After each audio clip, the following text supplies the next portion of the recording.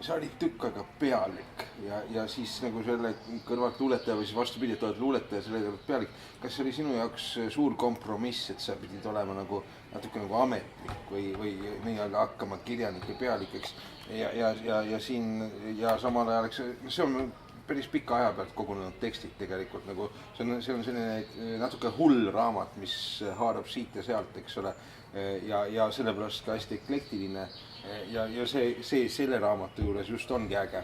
Aga et kuidas sa ühildasid endas sellise pealikuks olemise, ametnikuks olemise ja siis sellise hullu luuletaja rolli, et kas seal oli üldse see vastuolu, kaklesid nad kahekesi kodus või töö juures?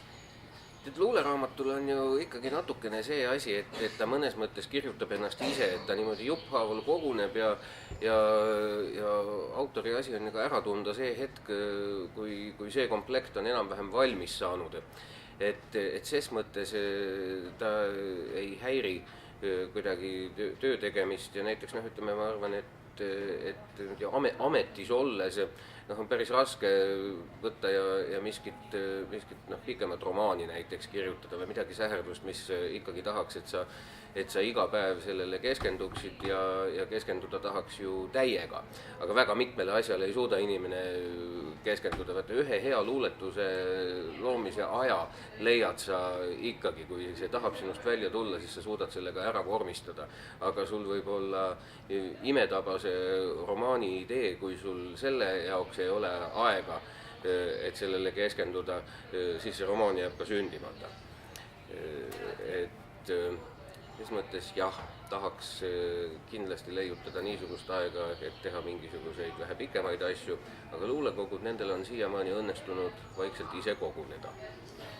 Eklektiline meelega, eks ole? Jaa.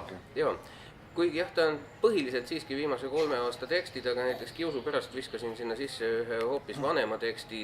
Lasid mulle enne lugeda? Siukse pika huugamise, mille ma täitsa juhtumisi üles leidsin ja vaatasin, et pagan, et võiks ju avaldada küll. See oli veel pärines otsapidi paberi aegadest, et kui su fail ei vedelnud veel kuskil maailmakõiksuses. See oli midagi Mati Undi poeemide moodi, niisugune hull huugamine. Ja võta kinni. Et jah, ses mõttes on siin niisugust mõnusat eklektikat küll selles raamatus, et on hull huugamist ja on täitsa täpselt lühivormi ja kõike, mis sinna vahepeale veel mahub. Viimane küsimus. Meid on miljon ja meil on miljard. Palju siis igaühele alles jääb ja mis sellest pärast kasu on? Võib ju arvutada. Seal vist oli mingisugune 1000 per kärss, ütles see tekst rehkenduse poolt. Aga mis sellest kõigest kasu on? Oh jummel. Kui elupäevi antakse, siis me saame veel näha. Kas? Kaemessiks. Kuidas öelda muide? Kas sa ise oskad seda pealkirja hääldada õigesti? Kaemessiks. Kaemessiks, kuidas öelda?